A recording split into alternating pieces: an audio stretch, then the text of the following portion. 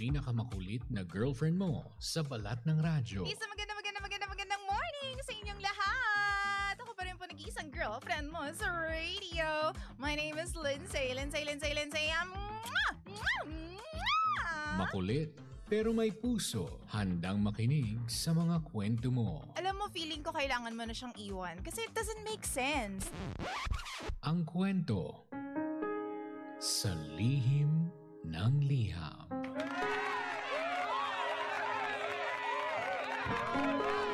Mahal kong Lindsay. Ako nga po pala si Patrick. But you can call me Pat for short.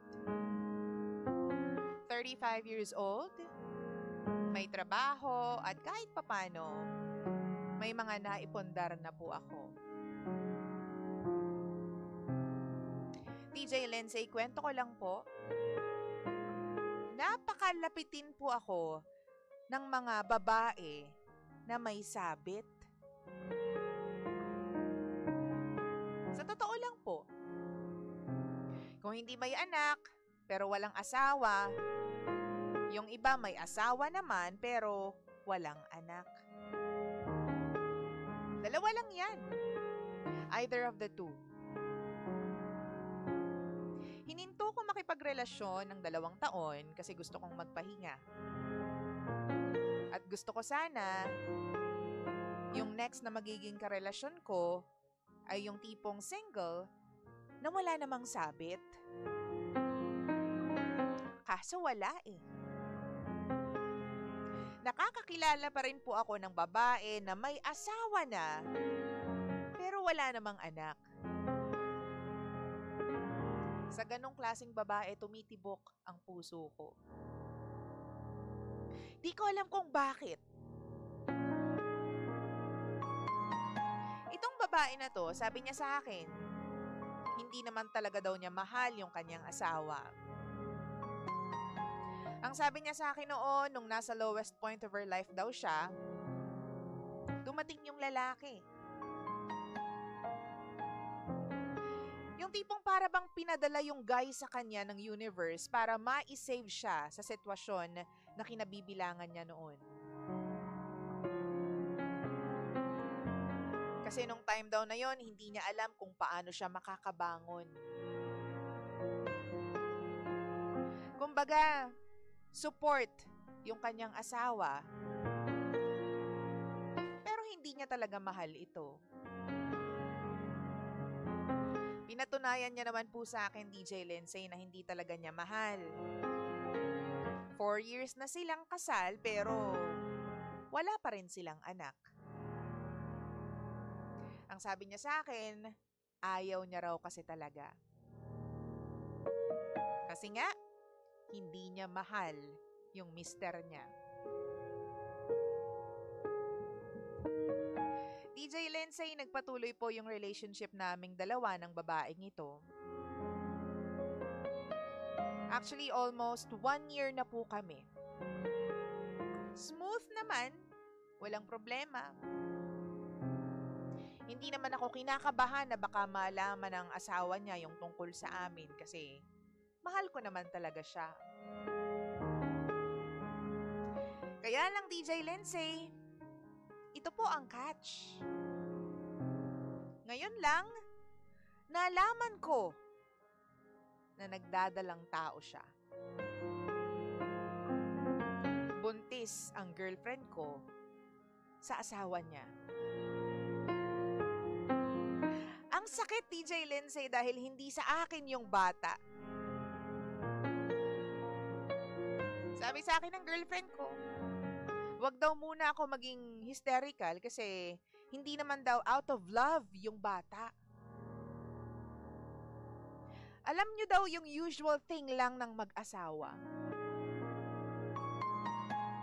Pero ang sabi sa akin noon ng girlfriend ko, 1 year na daw wala. Walang nangyayari sa kanilang dalawa. Simula daw nung naging kami, nawalan na raw siya ng gana sa asawa niya. Wala na raw siyang nararamdaman. Pero kabaliktaran naman ang nangyari. Sinasabi niya na may usual thing pa rin sila ng asawa niya.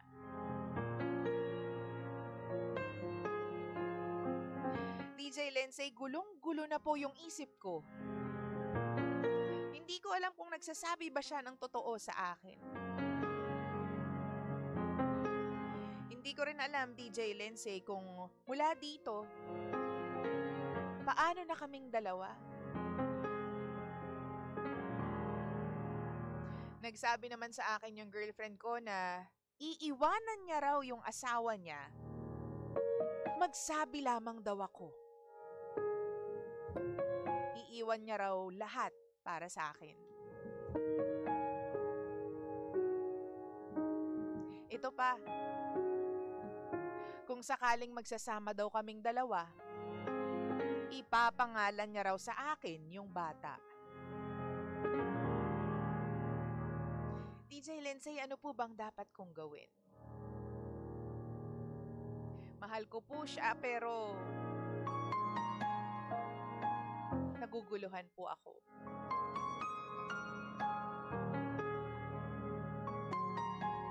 Once again, DJ Lindsay, maraming salamat. Ako po si Pat. At ito ang lihim ng aking liham.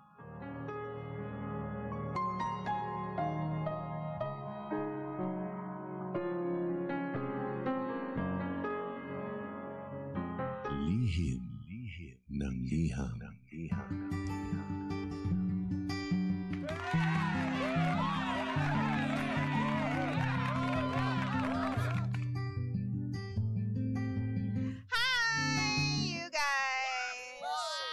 Natin sa buong kaplong check your time.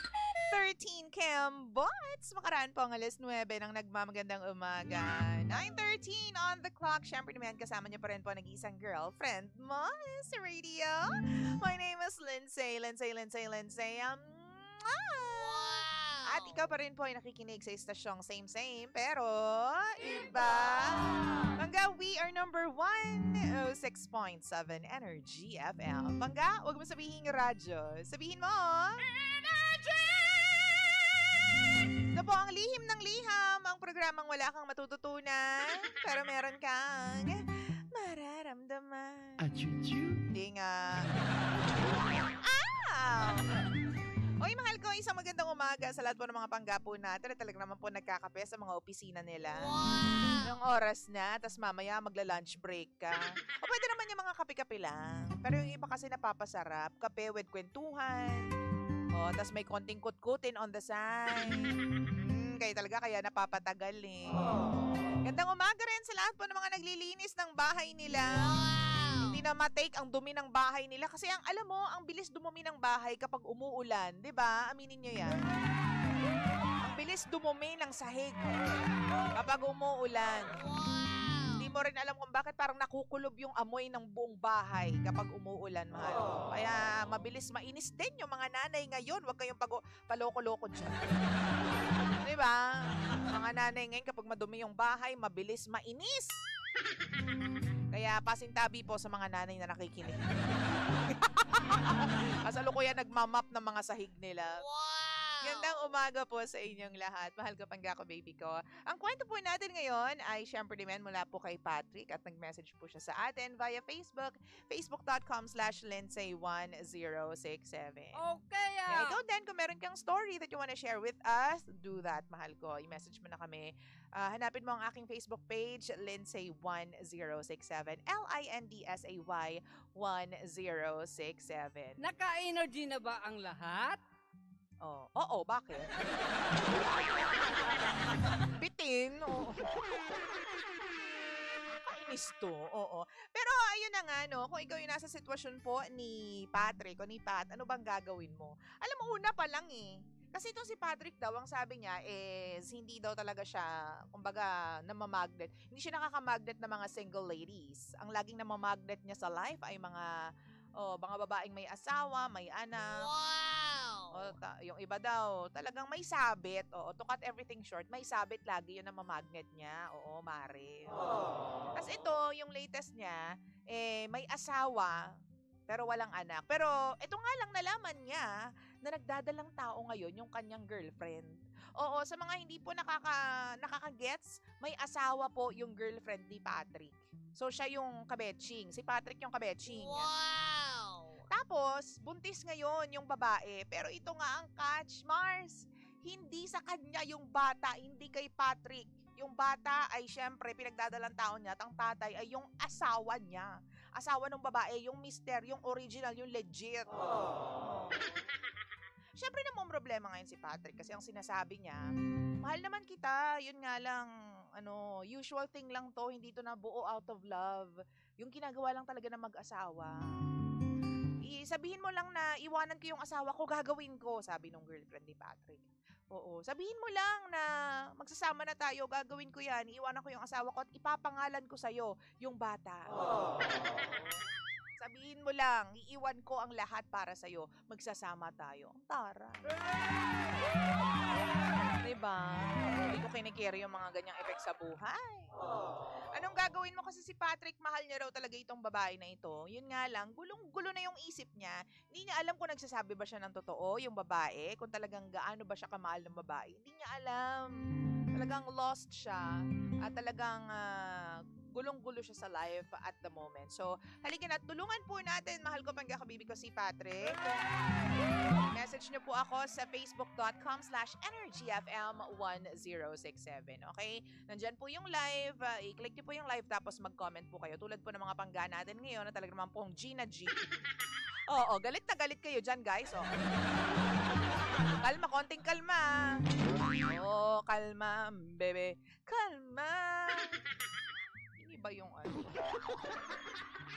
sabi ni Leslie Pascual, manipulative si ate girl DJ Lindsay. Sabi naman ni Erlinda, good morning po Ma'am Lindsay from Woodbridge, Pandi, Bulacan. Ang taray ng Woodbridge. Saan yung Woodbridge? Sa Bulacan. Diba? Sabi naman dito ni Arch, si my friend, it's not coincidence na nangyayari ang mga bagay na ito sa iyo. Admit it or not, meron ka talagang affinity towards sa mga may sabit. Base sa pagkakasalaysay mo, meron kang hero complex. Yung tipong gusto mong maging guy who will save the day. You better take a long look at the mirror so you can decide who and what you really want from this relationship. Totoo naman yan. Thank you very much, Arch. Sabi naman ni Leslie, napakasimpleng player si ate girl, nagawa niya sa asawa niya, kaya din niyang gawin sa'yo yan in the future. Totoo naman yan. Ano pong masasabi ng mga panggapo natin? Sabi ni Grace, so wag mong guluhin ang buhay mo sa taong may pananagutan na sa buhay. Madami pang babae dyan na libre at magiging masaya ka pa sa buhay. Makipag-close ka na sa kanya. Close this chapter na Up Your Life. Wow! Up Your Life, Lindsay. Sabi pa dito, thank you pa sa pagbasa ng shoutout ko. Ang saya ko. Woo! Pero alam mo, totoo yan, no? Kung napapansin mo sa sarili mo na meron kang maling ginagawa, kayang-kaya mo naman talaga siyang itama, no? Kailangan mo lang i-admit sa sarili mo na, oops, mali ito. Teka lang, kailangan mo ng realization di ba? Moment of realization sa life mo. Na teka lang, sunod-sunod yung mga nagiging jowa ko. Tapos yung mga jowa ko, lahat sila may asawa o lahat sila may boyfriend. Teka lang, parang nagiging pattern na ito. Wow! Kasi alam mo, mahal ko kapag ang isang bagay paulit-ulit mong ginagawa o paulit-ulit mong pinipili, isa lang ibig sabihin yan. Nasa pagkatao mo na yan. Character mo na yan. Diba? Oo, nasa pagkatao na yan. Ibig sabihin, hindi sa nagkamali ka ng desisyon. Hindi sa naguluhan lang ako. Diba? Hindi ko sinasadya. Pero, pagkatao mo na yun. Wow! Innate na sa'yo yun. Natural na sa'yo yun, mahal ko. Yun ang nakakatakot. Kasi from the very beginning, alam mo na mali na pumatol doon sa may asawa, kapag alam mo na may boyfriend na, dapat hindi mo na hinahawakan, hindi mo na minumove, diba? Touch move nga, sabi nila. Diba? Ibig sabihin, okay lang sa'yo na meron kang lalaki na natatapakan, okay lang sa'yo na merong isang lalaki na nasasaktan, diba? Kasi, ang importante, girlfriend ko, diba? Mahal ako, mahal ko siya. Yun ang nakakasakit doon, diba? Hindi mo alam kung, ano bang trip mo sa life, kuya, talaga? Kasi di ba simple lang eh, kapag may asawa na, pag may boyfriend na, wag mo nang pakialaman. Kapag may boyfriend na, uy pare, back off, may boyfriend na yan, huwag kang ano dyan, oo, alam mo ba yung boyfriend yan, ganito. Kumbaga aware ka eh, na meron siyang karelasyon. More so, kung may asawa, kung may papel, kung may singsing. Pero baliwala sa'yo yun. Gina-girlfriend mo pa rin, ang lala mo, kuya. Wow! Tapos ngayon, 'di ba, mega sulat ka, tapos nabuntis po yung girlfriend ko, o ang tatay po yung asawa niya. Natural mag-asawa sila. Natural may tendency mabuntis at naniwala ka talaga na walang nangyayari sa kanilang dalawa. Nasa isang bahay sila, natutulog sila sa isang kama. Oh, 'di ba? Nag-share sila ng isang bedding. Nag-share sila ng isang kumot. O ng toothbrush, iisa. So, maniniwala ka na walang nangyayari sa kanilang dalawa. Nakakaloka ka. Sabi ni Jenny, baka this time, kausapin mo na yung lalaki, yung asawa ng jowa mo para matigil na yung panloloko sa inyo ng girl, kuya. Para magkaalaman na kung talagang ano ba talaga yung tunay na relasyon ninyo. 'Di ba? Tama na ang pagpapaikot niya sa'yo. Tama naman na talaga. Diba? Alam mo ako, naniniwala ako. Thank you very much, Jenny. Sabi pa dito ni Malanom, si Patrick na kumuha ng bato na ipupukpok sa ulo niya. Lalaki? Lalaki ka, magpakalalaki ka, Brad. Totoo naman. Alam mo, ako naniniwala ako na napakasimple lang talaga, Patrick eh. Alam mo na may something. Alam mo alam mo Hindi, alam mo na di ba, na may something. Oh, step away na. Gumilid ka na. Huwag ka nang umepal kasi ito na eh. Kumbaga kung iisipin mo, mag-asawa sila. Magkakaanak na. Bumubuo na sila ng unit nila, ng pamilya nila. Kaya kung ako sa'yo, Brad, huwag ka nang umepal. Umalis ka na dyan kasi for as long as kinukulit mo yung babae, kinakausap mo yung babae, at pinapatulan mo yung bawat message na sinesend sa'yo ng babae, hindi titigil yung babae. Kasi alam niya na nandyan ka, kasi alam niya na meron pa rin umahabol sa kanya. Kasi alam niya na isang message niya lang, magre-reply at dadating ka. Wow! Ngayon, pag pinutol mo yan, hindi ka na nagre-reply, hindi ka na nagme-message, hindi ka na tumatawag sa kanya, hindi mo na siya pinupuntahan. Wala na siyang magagawa kasi hindi ka na sumasagot. Hindi ka na nagpapakita, hindi ka na nagpaparamdam. Wow! Diba? All you have to do is to do that one thing. That ultimate thing, yung supreme na bagay na dapat matagal mo nang ginawa. Huwag mo na siyang pakialaman sa buhay niya. Lalo pat buntis siya ngayon sa anak nilang dalawa ng kanyang asawa. Hindi ka ba kinikilabutan, friendship? Hindi ka ba kinikilabutan, pangga?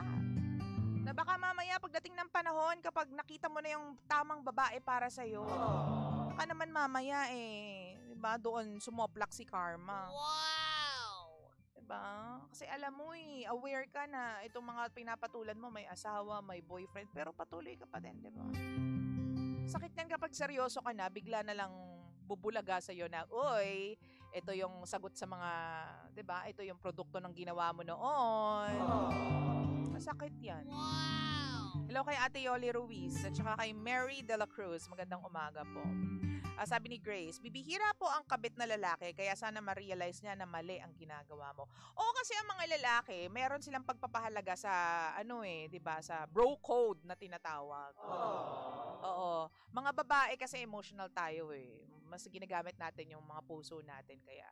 But that's another story to tell. Yung mga lalaki talaga nagpapahalaga sila sa samahan nilang mga lalaki.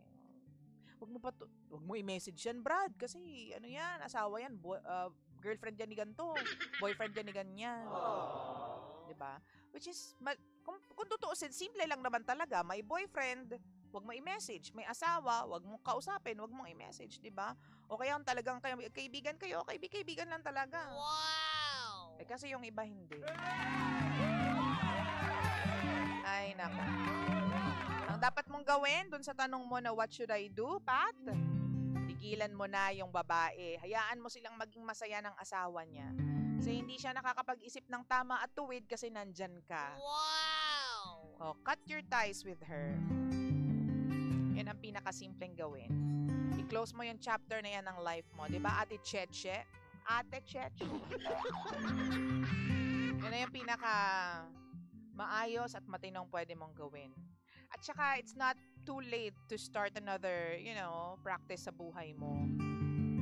This time around, kung kailangan mo maging single ng 4 or 5 years para lang itama yung katauhan mo, yung karakter mo, gawin mo yon. Tapos next time, pag alam mong may boyfriend, lalo na pag alam mong may asawa, oops, wait lang, may asawa o kaya may boyfriend. On to the next. Maraming single dyan, maghanap ka lang. Diba? Yun. 9:26 ng nagmamagandang umaga. Mahal ko, pangga ko, baby ko. Once again, ito po ang Lihim ng Liham. At syempre ni Mayan, kasama niyo pa rin po ang nag-iisang girlfriend mo sa radio. My name is Lindsay. Lindsay. Tutok lang! Wow! Sinabi ko na sa